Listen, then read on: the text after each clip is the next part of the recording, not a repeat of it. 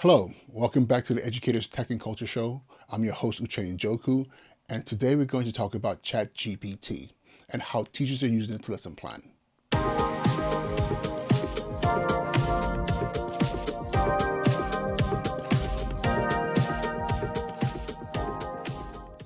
So Chat GPT,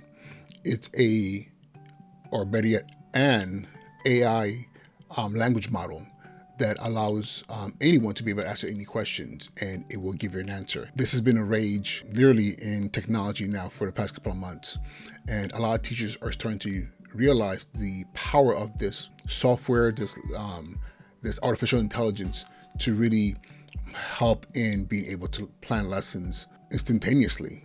So in this episode, we're going to go a little bit deeper into it so I can show you what that looks like.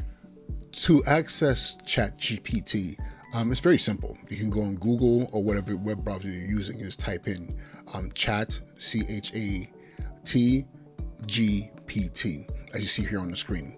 And it'll take you to OpenAI, who are the creators of this artificial intelligence. And from there, you could log on and be able to access the platform for free.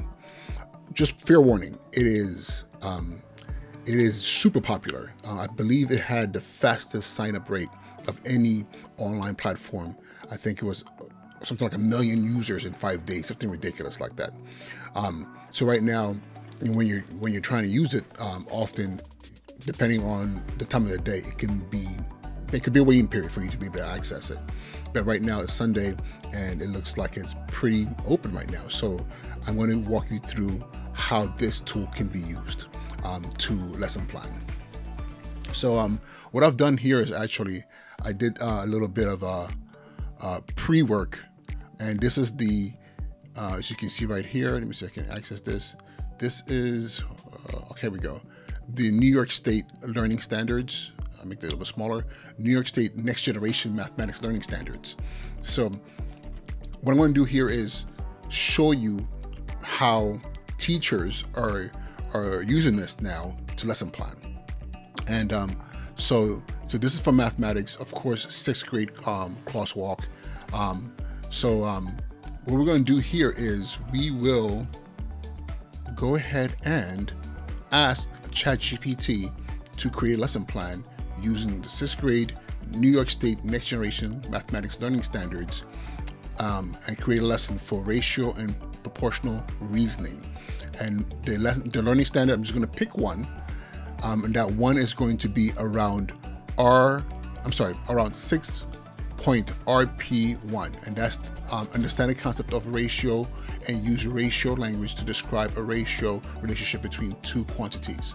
What I'm going to do here is very simple. I'm going to go in here and just literally, I'm just going to straight out just ask it to create a lesson plan. So create a lesson. Actually, I'm going to give it a time frame. Some schools have a 45-minute math period. Some schools do double blocks, so 90-minute. So we're just going to ask it for a 45-minute lesson plan. I'm going to be very specific. As a principal, the schools that I worked in, even as a teacher, for the most part, use the workshop model.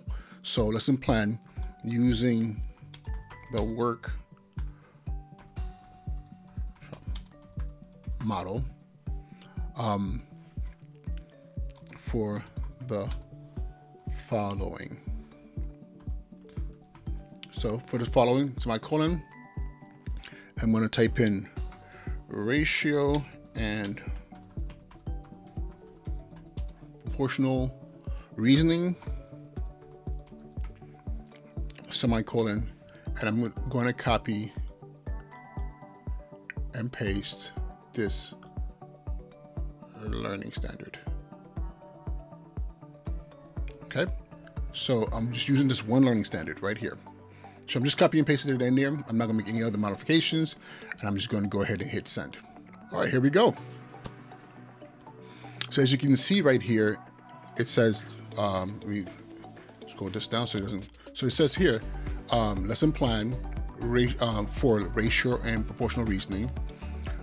grade level, 6th grade. So it was able to extrapolate that this was a straight 6th grade learning standard, even though the only information that was put in there was the topic, which is ratio proportional reasoning, and then the standard, which starts with a 6.RP.1, but doesn't say anything else about it being specifically 6th grade standard.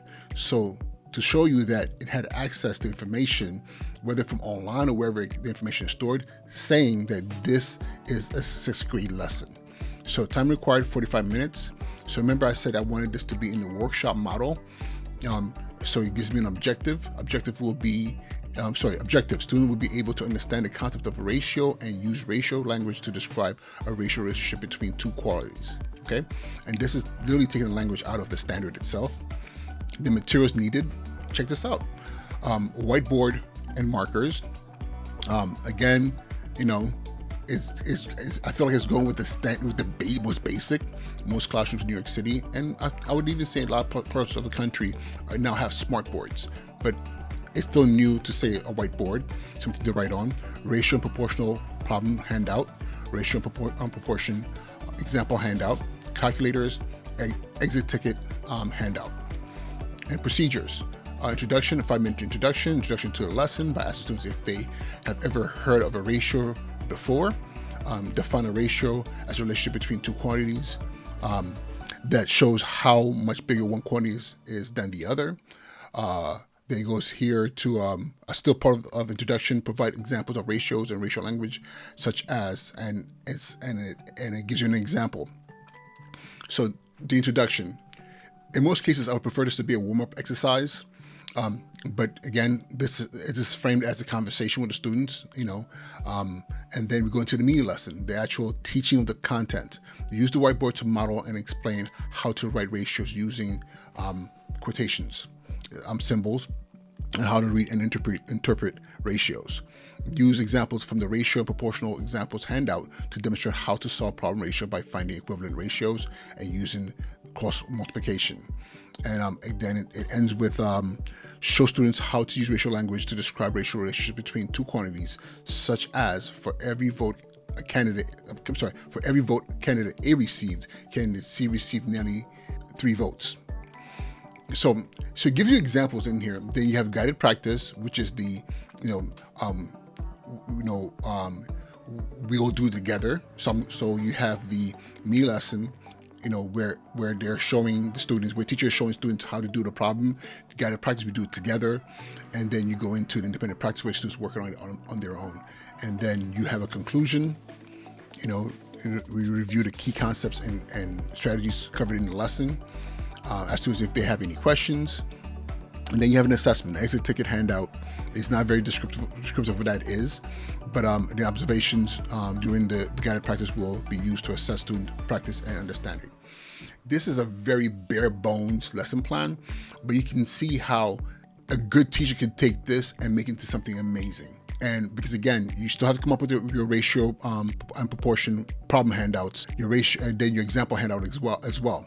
In this situation here, the great thing I love about this, a great teacher would take this and take the time saved from not spent, you know, mapping this out to now create the meat, actually create the handouts, making sure that they're aligned and differentiate for the students in the classroom, that they're looking at their data and saying, how do I best teach this content? But now this is the dangerous part. A teacher who is not doing their job and might not necessarily be committed to putting the actual time in will print this out and that'll be it.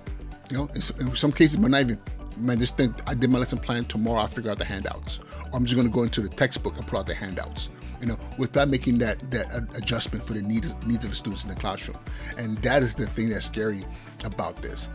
It's a tool that's very powerful for those teachers who are committed to making sure that they're doing everything they can do for every single child in the classroom, but it's also a tool that can perpetuate laziness and having those teachers who are just like, you know what, you know, I have extra time to watch, you know, I don't know, a TV show or do whatever else rather than preparing to really engage students in the classroom. So this is Chat GPT, and this is a very basic example. With the right prompts and right questions, you can make this so much more sophisticated. The more data you give it, even simple problems, and maybe even data about students in the classroom, maybe levels, it can actually, you know, not perfectly, but come close to giving you something that's usable that you can now modify yourself. With anything having to do with AI, you still have to put the time in and making sure that whatever you're being given, that you're also modifying it for the needs of your students in your classroom. That's all for this episode of the Educator's Tech and Culture Show. I hope that you got something out of this. Technology is essential in our classrooms. AI is here to stay. The question now is, how is it being utilized? And for the teacher, great tool for you to enhance what you're doing in your classroom, to really give yourself that edge to be even better in the classroom. But however, you have to be very careful, because if you are relying on this to be the end all be all of your preparation for your students, then you're going to do way more harm than good. Now, for administrators, read those lesson plans, because the thing at face value, you look at the lesson plan, you're thinking, oh, this lesson plan here, and you see all the right headings. But you gotta look a little bit deeper into that, because if you noticed from what Chat GPT created, even though it was a very basic request, they were very surface level without any real thought into the classroom. Because again, it doesn't know the students, it doesn't know who are in the classrooms, it doesn't even know the teachers' skill level in teaching that content, how much time has been spent, honing that craft.